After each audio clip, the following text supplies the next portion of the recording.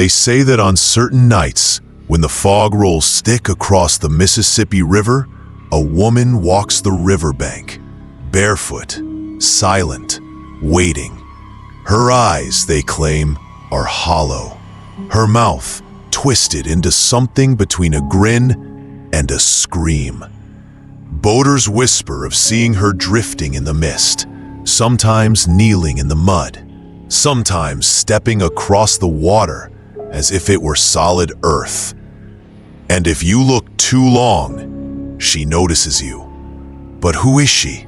Why does she haunt one of the largest, most powerful rivers in America? And what does she want with those who wander too close? This is the story of the Witch of the Mississippi Riverbank, an urban legend that is twisted through generations, weaving itself into folklore, death records, and sleepless nights. The Mississippi River isn't just water. It is a force of nature, over 2,300 miles long, cutting through the heart of the United States like a living vein. It shaped cities, carried fortunes, swallowed lives. Native tribes once called it the Father of Waters. European settlers saw it as both a promise and a curse. Floods, drownings, disappearances, its dark waters became a mirror for human fear. And along its endless banks, whispers grew of something unnatural, something that didn't just belong to nature. Folklore thrives where tragedy gathers. And on the Mississippi, tragedy was everywhere. In the 1800s, countless paddle boats sank along its route. Entire families were swept away in floods. Small riverside towns buried their dead in soft, unmarked soil after epidemics swept through. And in one such town, somewhere between Mississippi and Louisiana, the story began. The first written record dates back to the late 19th century. Locals told of a woman accused of practicing witchcraft. Some said she used herbs to heal the sick. Others swore she cursed the crops when she was denied food. But in an era of fear and superstition, one accusation was enough. The townspeople dragged her to the riverbank, and there they drowned her in the waters of the Mississippi. Days later, her body was never found. Only footprints, bare, wet, and leading away from the water. That was the first report of her return, but not the last. For decades after, river workers, fishermen, and lonely travelers described the same thing. A woman in a torn dress walking the riverbank at night, sometimes humming a low, wordless tune, sometimes stopping to stare directly into the darkness, as if she knew someone was watching. They called her the Witch Who Walks the Riverbank. The Mississippi River is full of ghost stories, but this one is different because no matter the decade, the sightings never stopped. And in certain towns along the river, parents still warn their children, don't go out at night near the water. If you see her, she'll follow you home. Some say she's just a ghost. Others insist she's something older, a spirit of the river itself, angered by the way humans carved up its banks. But there is one thing everyone agrees on. When the fog is thick, when the air is too still, and when the water seems to whisper, you don't walk the Mississippi riverbank alone, because she might already be there. And that's where the story begins. The Mississippi River has always been a graveyard of secrets. For every boat lost, for every life swallowed, there's a story that clings to the current.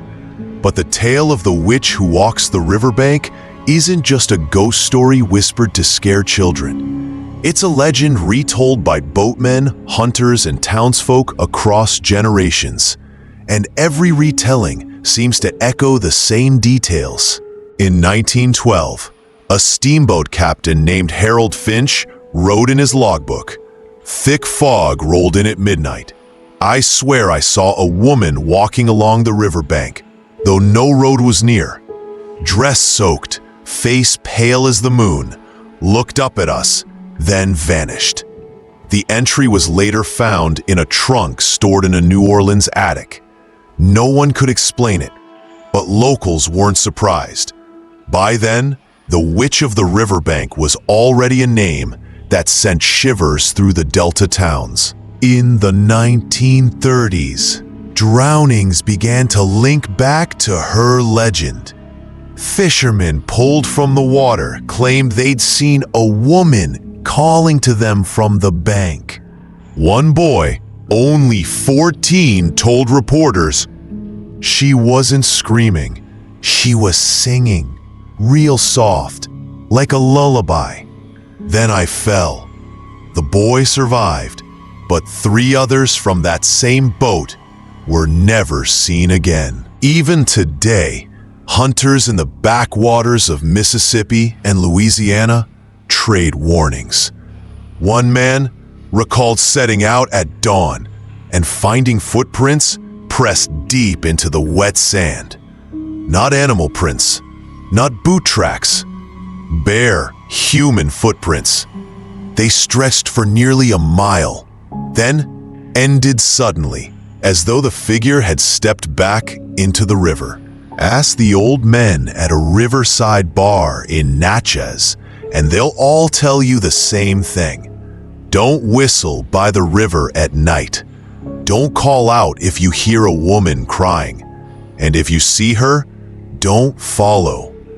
A retired fisherman named Earl Thompson once admitted, "I thought it was a drunk woman stumbling on the bank. When I called out, she turned her head. But her eyes, Lord, I'll never forget them. Empty, hollow, like looking into a cave." He claims he dropped his lantern and ran without looking back. Of course, skeptics dismiss these accounts as imagination, shadows, or tricks of the fog. But if that were true, why do the reports always return to the same place? Why do the footprints always lead back to the Mississippi? Authorities continue searching for 2 missing girls last seen near the river. Locals whisper superstition, but officials urge calm. River currents remain the likely cause. The girls were never found, and in the weeks after, half a dozen locals reported seeing a pale woman walking by moonlight, her long hair dripping wet. Not every sighting ends in death, but the most unsettling reports aren't of vanishings or drownings. They're of people who claim the Witch of the Riverbank followed them home.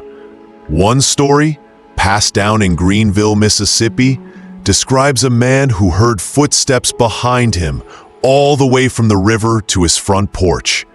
When he turned, no one was there. But in the morning, wet footprints stained his wooden steps. To this day, locals still speak of her with unease. They won't name her aloud after dark, and many believe that speaking her story invites her presence. The legend isn't a single tale. It's a web, woven from fear, grief, and generations of whispers along the Mississippi River. And like the river itself, it refuses to die. But rumors are only the beginning, because not all stories come secondhand. Some people claim they've faced her themselves, and once you hear those encounters, you might never walk by a riverbank at night again. Stories can be dismissed. Old men at bars can be ignored, but nothing unsettles more than a first-hand account. And in the case of the witch who walks the riverbank, there are many. Some passed down through families, some buried in forgotten diaries, and one recorded in a chilling journal entry from 1978. I was 19 years old, walking home after fishing with my uncle.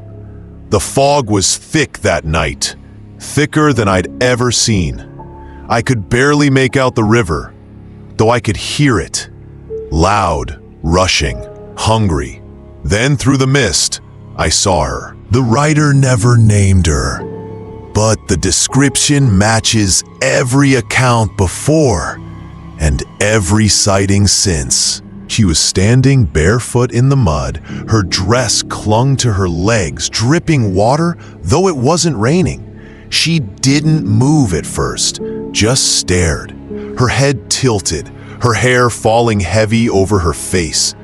I thought maybe she was lost, maybe drowning, but when I called out, she smiled. The young man swore. The figure stepped toward him without lifting her feet, each movement like she was being dragged forward by something unseen. I wanted to run, but my legs wouldn't work.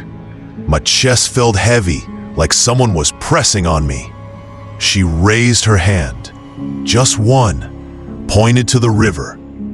The water churned louder, like it was answering her. I don't remember how long I stood there. Minutes? Hours? When I blinked, she was gone, but the footprints stayed. Wet, fresh, right in front of me. This wasn't the only story. In 1994, a group of college students camping near the Mississippi claimed they heard footsteps circling their tent at night.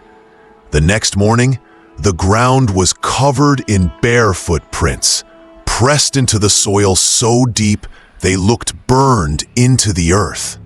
One student never returned to class. Her belongings were found by the river. Her body never surfaced. Police blamed the current. The families spoke of grief, but the locals knew what they believed. They whispered the same thing they had for over a century. The witch walks when the fog is heavy, and she always takes someone. I'm here now. The river smells of rot. The mud sticks to my boots. My light barely cuts through the fog, and then I hear it. I don't want to believe, but the sound is closer. I feel the air drop cold, like winter on my skin. My light catches movement. A woman, pale and dripping, her hair plastered to her face. She turns. Her mouth opens. That recording, if it was real, was found on a discarded cassette tape near the riverbank. The tape ends there. No one knows who left it. No one ever came forward. But the sound of that humming still unsettles those who've heard it. The encounters grow more chilling the closer you look. Not all survive, and those who do are marked forever. Because once you've seen her, you never stop hearing her. And for those who don't just hear, but follow her, the legend says you never come back. Every legend has a breaking point. And with the witch who walks the riverbank, the stories reach a moment that feels less like folklore and more like a warning. Because not all who encounter her live to tell the tale. And those who vanish always vanish by the water. The year was 2003. A small town south of Vicksburg reported the disappearance of two brothers who'd gone night fishing. Their boat was found adrift, lanterns still burning, but the brothers were gone. And on the mud where the boat had been tied, investigators found two sets of footprints. Not the brothers, bare, smaller, leading into the river, but never leading out. The same year, a truck driver, sleeping in his cab near the river, told police he woke to see a pale woman outside his window. He swore she was mouthing words he couldn't hear. When he opened the door, she vanished. But on his windshield, pressed clear against the glass, was a wet handprint. No fingerprints, just water. By now, the reports weren't just casual folklore. They were collected, cataloged, whispered with fear in local churches and police stations. And then came the recording. A fisherman, desperate to prove what he'd seen, returned with a tape recorder. He never returned. But the tape was found tangled in reeds by the shore. She's here. Oh God, she's walking. Her feet don't touch the ground. No one knows what happened to him. The tape ends in silence, but many who've heard it say the humming lingers for hours afterward, even when the recording is long stopped. This is where the legend twists into something darker. Some believe she's no mere ghost, but a manifestation of the river itself, a curse that demands payment. Floods rise, lives are taken, bodies vanish, and the witch walks again. But others whisper something worse, that she doesn't just haunt the Mississippi, she chooses. Those who see her once are marked. They dream of water. They wake to wet footprints in their hallways. They hear her voice when they're alone, calling them back to the river.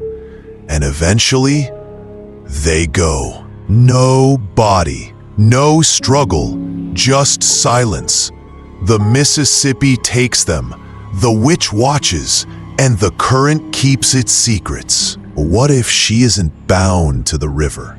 What if the river is only the doorway and she can follow wherever she chooses? The Mississippi River has swallowed countless lives, floods, shipwrecks, drownings. But among the tragedies, one story refuses to fade. The story of the woman drowned by her neighbors. The story of the witch who walks the riverbank. For the towns that line the river, she is more than an urban legend. She is a warning. Parents tell their children not to wander near the water after dark. Hunters refuse to whistle when the fog is heavy. And fishermen, even today, leave offerings, bread, coins, or whiskey at the banks before pushing their boats into the current. Because no matter what outsiders think, the locals know the river has a memory, and she remembers too. One woman in Natchez, Mississippi, said quietly, "Every few years, someone goes missing. A child, a traveler, a drunk by the docks, and the police say it's the current. But we know better. The river takes, and she takes." Her voice broke. When asked if she'd ever seen the witch herself, she only shook her head and whispered, "You don't live long if you look too close." Authorities continue searching the Mississippi after another disappearance this week. A local fisherman's boat was found drifting downstream. No sign of the man himself. The reports haven't stopped. From Louisiana to Minnesota, whispers echo. People missing, strange footprints, wet handprints left where they don't belong. Some say she is bound only to the lower Mississippi, where the first drowning took place. Others claim she roams the entire river, north to south, walking its banks, searching. What does she want? Revenge? Companionship? A soul to drag into the river with her? No one can agree. But what everyone agrees on is this: the witch isn't a story that belongs to the past. She is a shadow stitched into the Mississippi itself. And the river never sleeps. So if you ever find yourself on the river at night and you hear humming drifting through the fog, don't follow it. Don't answer it. And for God's sake, don't look too long, because she's still walking, and maybe she's already noticed you. This is only one of many cursed places. Subscribe if you dare.